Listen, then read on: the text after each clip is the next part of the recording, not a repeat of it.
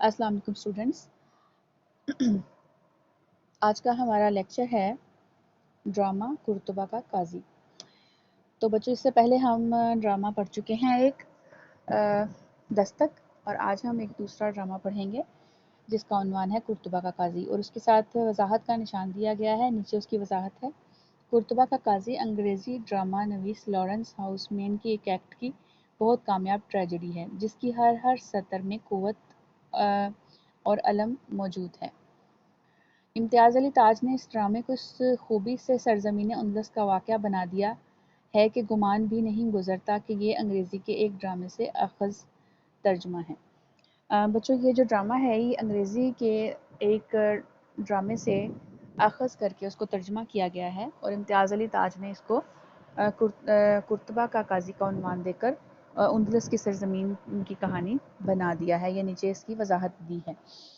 तो अब ड्रामे की जो हर सतर है, यानी ड्रामे की जो हर लाइन है, वो उसमें एक रंज और अलम, एक ट्रेजेडी है उसके अंदर, ड्रामे के अंदर।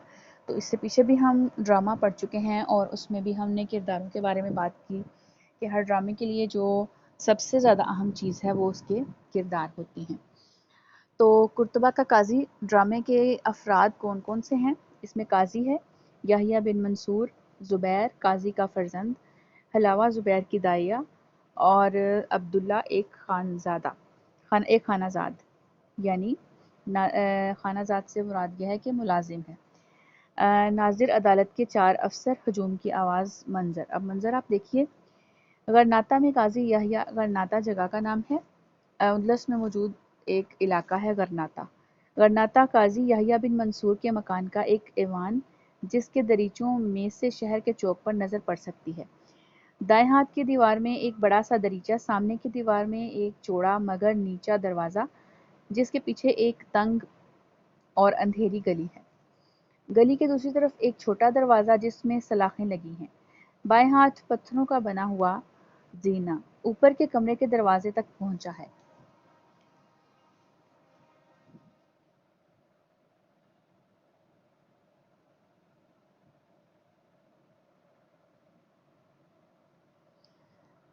अच्छा जी, आगे देखिए। मंज़र में हम पढ़ रहे हैं कि ऐवान का मंज़र किस तरह का है। ऊपर के कमरे की खिड़की ऐवान में खुलती है। ऐवान में एक बड़ी मेज़ है जिस पर एक शमादान रखा है। मेज़ के करीब एक बेंच और चंद कुर्सियां पड़ी हैं। दीवारों पर असलहा और जानवरों के सर लगे हुए हैं। सुबह के धुंधलके में हलावा बेंच पर बैठी है, सर घुटनों से लगा रखा है। अब्दुल्ला दरवाजे में से अंदर आता है। अब्दुल्ला भारी आवाज में, शमे गुल कर दूं? बच्चों, आप लोग वेट कीजिए ज़रा, क्योंकि कुछ स्टूडेंट्स जो हैं वो ज्वाइन कर रहे हैं।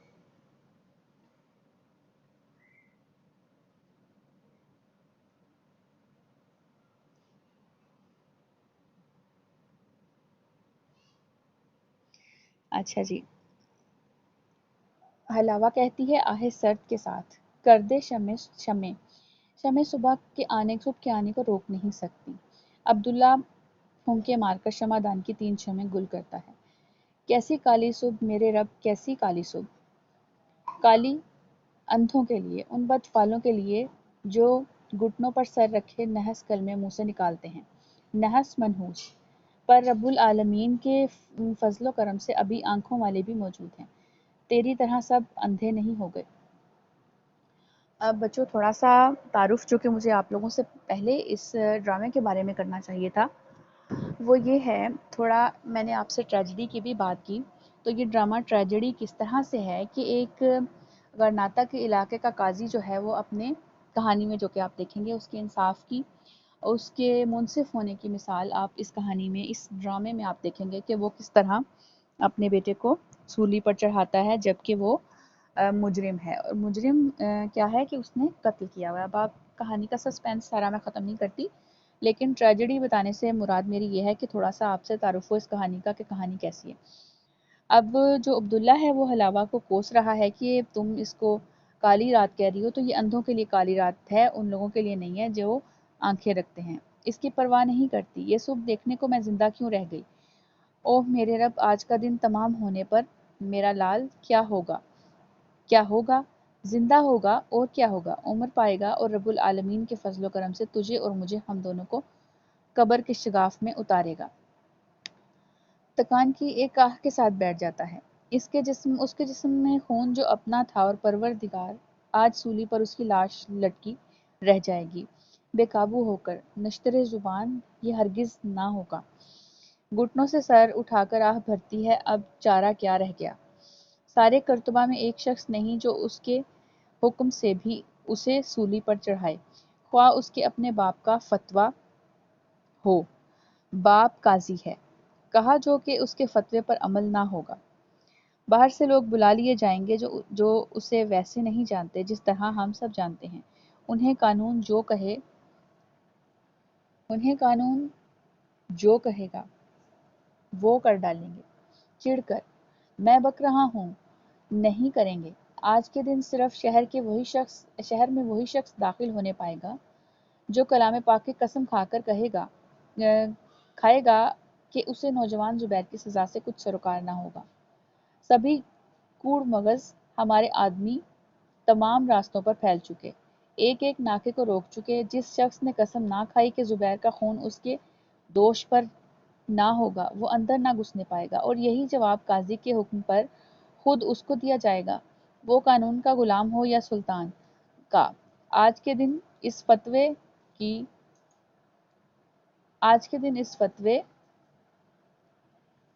کی تعمیل نہ ہونے پائے گی۔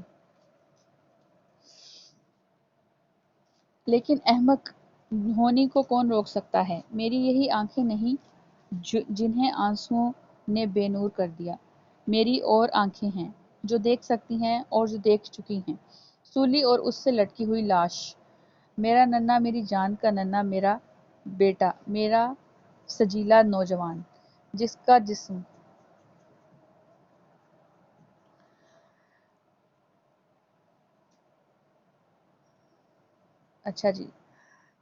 جو آگے پڑھ رہی ہوں، جس کا جسم میرے دودھ نے بنایا، جس کے خون اور ہڈیوں میں میرا دودھ ہے، میں اسے مردہ دیکھ چکی۔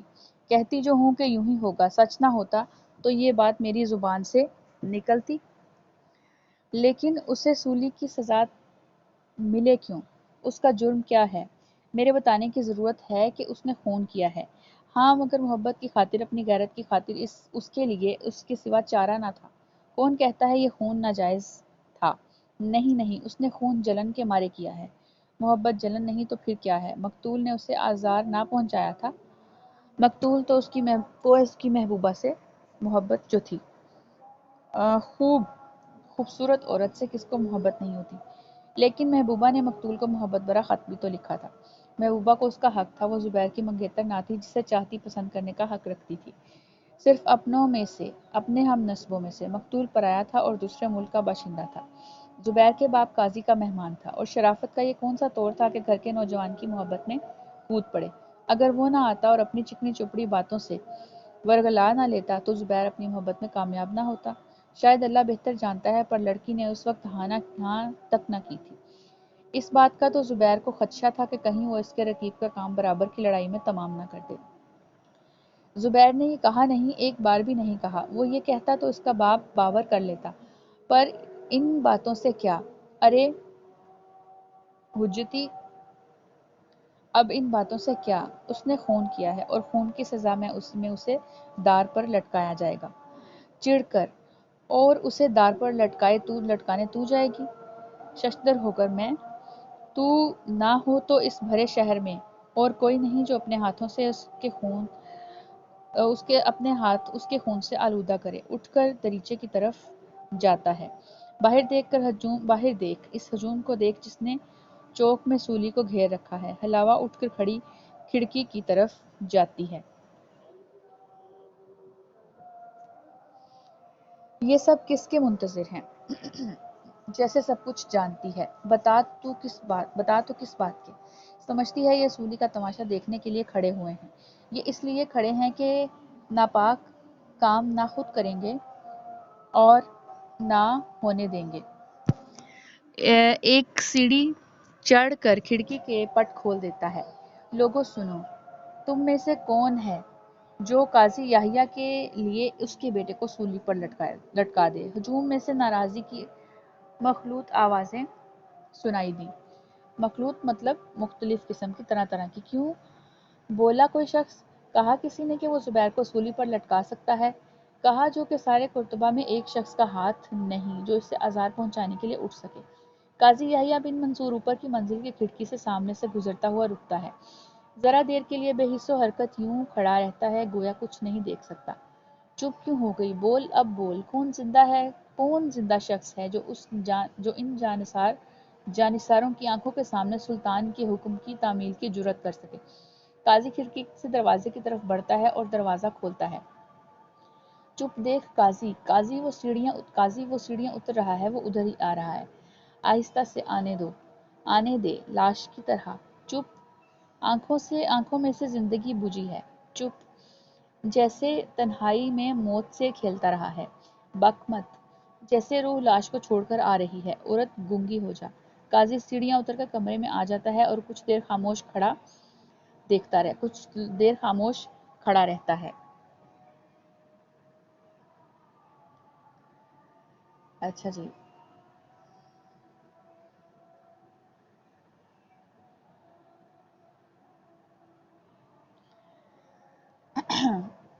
भारी आवाज में, मौत का ढंढोरा क्यों नहीं पिट रहा? हिलावा के मुंह से सिसकी निकल जाती है। अब्दुल्ला चुप है। मैंने क्या कहा? जवाब दो। हजूर ढंढोरा पीटने वाला नहीं। कहाँ गए? हजूर मुझे इल्म नहीं, यहाँ नहीं है। वो कहाँ है? वो शख्स जिसे मुजरिम को फांसी देना है। हजूर कहीं गया हुआ है।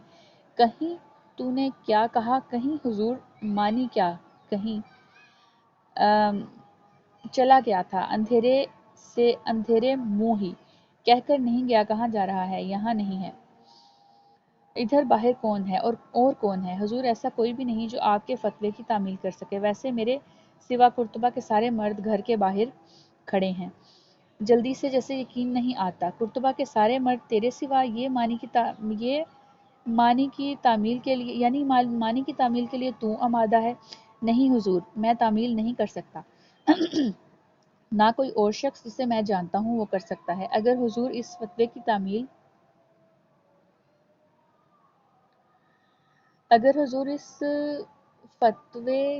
तामील करानी है तो इबलीस ही इसकी तामील कर सकता है, या आप खुद। काजी ने पूरी बात नहीं सुनी, लेकिन हलावा ने सुन ली है। उसके मुंह से खौफ की दबी हुई आवाज निकल जाती है। क्या कहा तूने? मरऊब हो जाता है। माफ कीजिएगा हुजूर, मैं सिर्फ अपने मुतल्लिक कह रहा था। रब्बुल आलमीन मेरा मददगार हो। मैं जो बात हक समझता हूँ कह रहा था। खामोशी। ना कोई हरकत करता है ना बोलता है। बाहर के हजूम से हल्के हल्के बोलने की मध्यम आवाज आ रही है। नाजिर अदालत के आदमी कहाँ हैं? निचली मंजिल में हुजूर। इन्हें यहाँ बुलाओ। अब्दुल्ला जाता है। काजी इज़्तिरार में 2 कदम चलकर रुक जाता है। इज़्तिरार में यानी इज़्तिराब में, यानी परेशानी में। अच्छा जी। अ, हलावा सहमी हुई खड़ी बे बेहद हिम्मत से काम लेकर बोलती है, मैं हुजूर से पूछ सकती हूँ? क्या है औरत? मेरी बूढ़ी जुबान से अल्लाह ताला का अफू और रहम कई बार बोला, लेकिन हर बार इसने सुनने वाले कानों को बहरा पाया। पर अब की बार मेरी इल्तिजा सुन लीजिए या मुझे हमेशा के लिए खामोश कर दीजिए। मेरे हुजूर, ये वो बदनसीब बोल रही है जिसने मुजरिम की माँ के उठ जाने के बाद अपनी औलाद की तरह से उसे कलेजे से लगाया। मेरे हुजूर, खुद आपने उसे मुझे दे डाला था। मैं थी जिसने उसे ज़िंदगी दी और तवानाई बख्शी। वो बढ़कर मर्द बन जाए। मेरे हुजूर, क्या आप ही मुझसे वो ज़िंदगी छीन लेंगे? उसे जिसे तब मैंने ज़िंदगी बख्शी थी, अब वो जवान है, आपका गोश्त और खून है। उसे ज़िंदा नहीं रहना था तो ये सब मैंने किया क्यों था? फरियाद सुनने वाला बाप है तो परवरदिगार तो परवरदिगार औलाद के लिए इल्तिजा मैं क्यों कर रही हूँ? वो आपका है, मेरा नहीं। उसे आपने पैदा किया है, मैंने नहीं। एक और औरत उसे जन्ने में इस जहान से गुजर गई।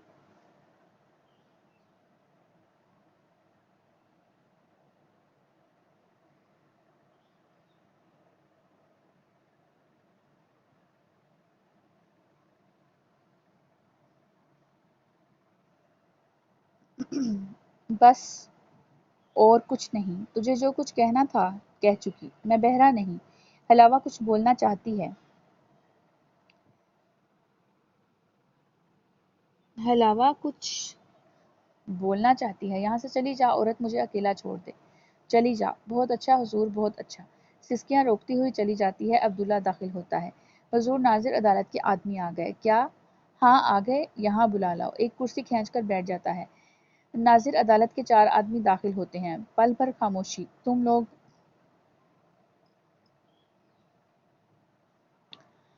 تم لوگ سلطان کے نمک خوار ہو اور اطاعت سلطان کا حلف اٹھا چکے ہو۔ یہی صورت میری ہے۔ آج ایک شخص کو سولی دی جانی تھی، سولی دینے والا موجود نہیں۔ تم میں سے کون سنتے ہو میں کیا کہہ رہا ہوں؟ اس کی جگہ تم میں سے کون لے سکتا ہے؟ کوئی جواب نہیں ملتا۔ کوئی شخص آمادہ نہ ہوا تو مجھے خود کسی ایک کو حکم دینا پڑے گا۔ کوئی نہیں۔ دیکھو فرض ہم سب کو پکار رہا ہے، قانون کی اطاعت لازمی ہے۔ میں سمجھا تم میں سے کوئی حامی نہ بھرے گا۔ بہت اچھا، قرآن اندازی سے کام لیا جائے گا۔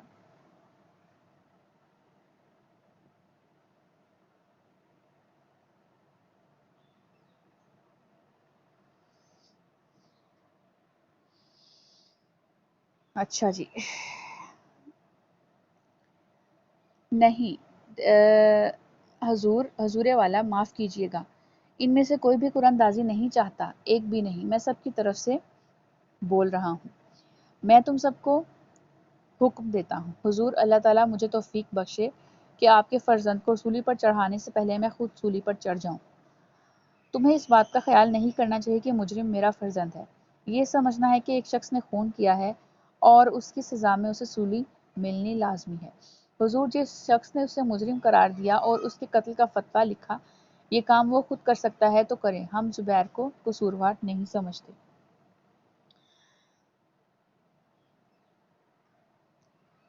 قاضی کرسی ہٹا کر اٹھتا ہے اور آہستہ آہستہ دریچے کے قریب جاتا ہے اور اس کے پٹ کھول دیتا ہے۔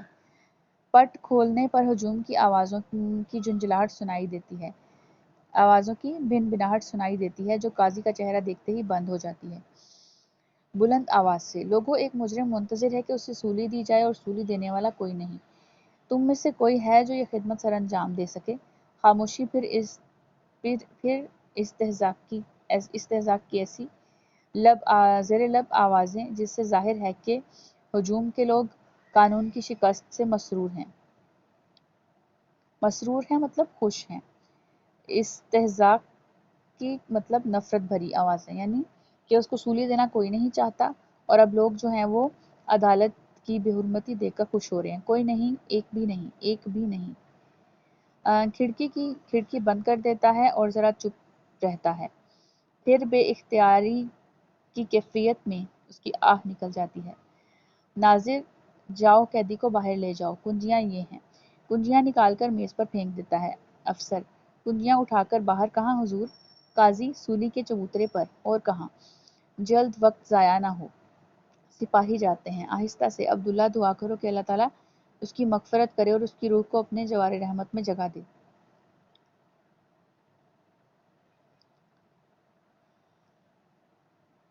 عبداللہ ہیبت زدہ ہو کر منہ ہی منہ میں، رب العالمین، اسے سولی دینے کو مل گیا، کوئی مل گیا۔ عبداللہ باہر جاتا ہے۔ افسر سلاخوں والا دروازہ کھول کر اندر داخل ہوتا ہے۔ باقی ساتھی باہر ٹھہرے رہتے ہیں۔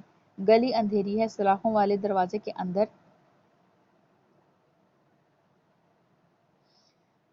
سلاخوں کے دروازے کے اندر اور زیادہ اندھیرا ہے۔ اس اندھیرے میں صرف اتنا معلوم ہو پاتا ہے کہ قیدی باہر آیا۔ افسر اس کے پیچھے گلی میں آتا ہے۔ قاضی اس طرف پیٹھ کیے کھڑا ہے۔ قیدی سر پھیر کر اسے دیکھتا ہے۔ ناظر عدالت کے آدمی اس کے آگے اور پیچھے کھڑے ہو جاتے ہیں اور گلی کے راستے باہر لے جاتے ہیں۔ رفتہ رفتہ ان کے قدموں کی آواز غائب ہو جاتی ہے۔ قاضی اب تک بت بنا کھڑا ہے۔ کوسے رحلت بجنا شروع ہوتا ہے۔ کوسے رحلت یعنی کوچ کی گھنٹی، یعنی سزائے موت کا وقت ہو چکا ہے تو گھنٹی بجنا شروع ہوتی ہے۔ اس کی آواز سن کر قاضی میں حرکت پیدا ہوتی ہے۔ وہ مڑتا ہے اور آہستہ آہستہ باہر چلا جاتا ہے۔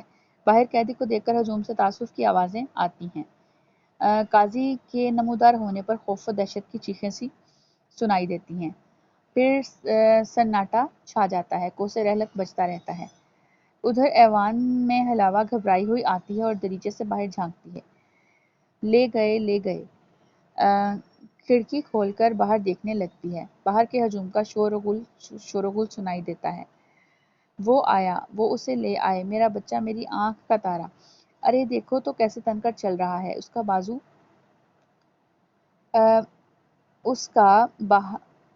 اس کا باہر نکلا ہوا سینہ دیکھو، سانس کس بے خوفی سے آ جا رہا ہے۔ شاباش میرے لال، شاباش، سر اٹھائے رکھ، تم پر ہم سب کو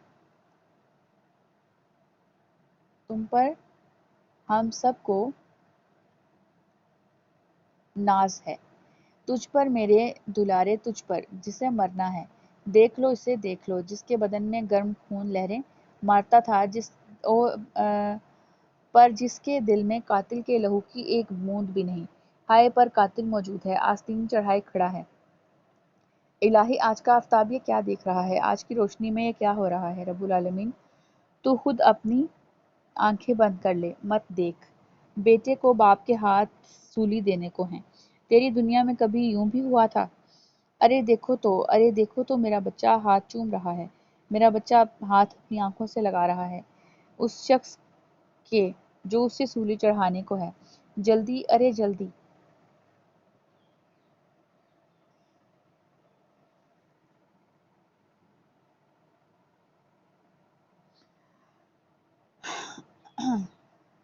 اسے جلدی لے لے۔ آ میرے بچے اپنا دم دے، اس کے لیے اور نہ تڑپ۔ مر جا میری جان، مر جا، مر جا۔ کوسے رحلت تھم جاتا ہے۔ ہجوم سے گریہ و بکا کا ایک دل دوز شور اٹھتا ہے۔ گریہ و بکا یعنی آہو پکار۔ آہو پکار کا ایک دل دوز یعنی دل دہلا دینے والا شور اٹھتا ہے اور بتدریج گھٹ جاتا ہے۔ بتدریج یعنی آہستہ آہستہ۔ حلاوہ گھٹنوں کے بل گر پڑتی ہے، چہرہ اونچا اور کر کے آنکھیں بند کیے منہ ہی منہ میں دعائیں مانگ رہی ہے۔ عبداللہ آتا ہے اور اسے دیکھتا ہے اور یوں بولتا ہے گویا اس سے غرض نہیں کہ وہ سنے گی یا نہیں۔ اب بھی دعا مانگ سکتی ہے۔ رب العالمین، اگر میں دعا مانگ سکتا اور میری دعا قبول ہو سکتی تو ایک موت اور ہوتی۔ اس کے آخری الفاظ حلاوہ سن پاتی ہے، دعا بند کر کے آنکھیں کھولتی ہے اور اس کی طرف مڑتی ہے۔ اس کی طرف مڑتی ہے۔ اس وقت گلی میں قاضی کے بھاری اور آہستہ قدموں کی آواز سنائی دیتی ہے۔ حلاوہ کھڑی ہو جاتی ہے اور بے حس و حرکت مگر متوقع انداز میں کھڑی رہتی ہے۔ عبداللہ کو بھی قدموں کی آواز سنائی دیتی ہے، مڑ کر دیکھتا ہے اور ایک طرف ہٹ جاتا ہے۔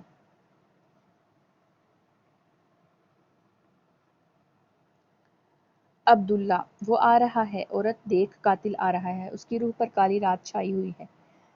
قاضی داخل ہوتا ہے، لڑکھڑا رہا ہے مگر انتہائی قوت ارادی سے کام لے کر سنبھلنا چاہتا ہے۔ گلی میں سلاخوں والے دروازے کو دیکھ کر رک جاتا ہے، کھوئی ہوئی نظروں سے اسے دیکھتا ہے اور پھر ذوف کو بڑھاپے کو سنبھالتا ہوا آگے بڑھتا ہے۔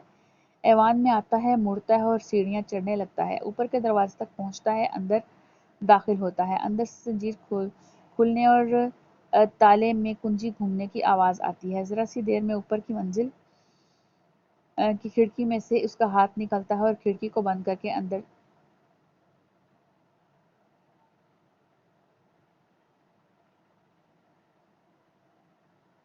اور کھڑکی میں سے اس کا ہاتھ نکلتا ہے اور کھڑکی کو بند کر کے اندر سے مکفل کر لیتا ہے۔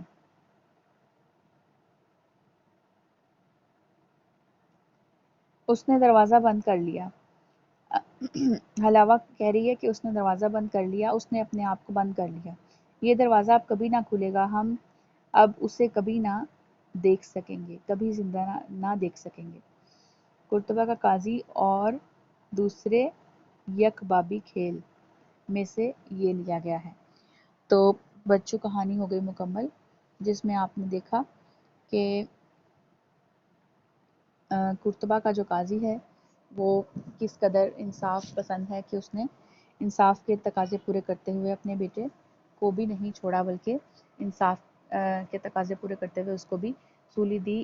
یہاں تک کہ اسے سولی دینے کے لیے کوئی بھی انسان موجود نہیں تھا، تو اس نے عدالت کے حکم کو پورا کرنے کے لیے یہ فریضہ اس نے خود سر انجام دیا، اور اس کے لیے اس نے اپنے دل پر پتھر رکھ کر عدالت کی بے حرمتی ہونے سے بچانے کے لیے اس نے اپنے آپ کو پیش کیا اور خود اپنے بیٹے کو اپنے ہاتھ سے سولی دی.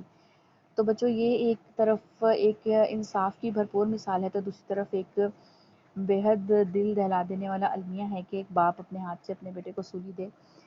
جبکہ ہوتا کیا ہے ہمارے ہاں کہ بیٹا لاکھ مجرم ہو لیکن اس کو سزا دینے کے بارے میں والدین سوچ بھی نہیں سکتے. تو اب جب کہ اولاد جو ہے وہ قصوروار بھی ہے، تو قصوروار اولاد کو قرطبہ کا قاضی جو ہے وہ اپنے ہاتھ سے سولی دے رہا ہے، جبکہ باقی تمام لوگ جو ہیں وہ شہر کے وہ ایسا نہیں چاہتے.